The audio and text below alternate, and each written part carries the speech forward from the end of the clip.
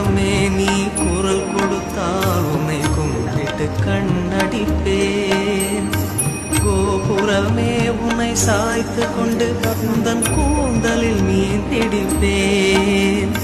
வெண்ணிலவே உன்னை தூங்க வைக்க உந்தன் மேலுக்கு சொடுக்கெடுப்பேன்.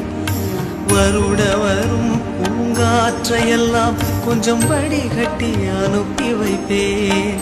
என் காதலின் தேவையை காதுக்குள் ஓதி வைப்பேன்.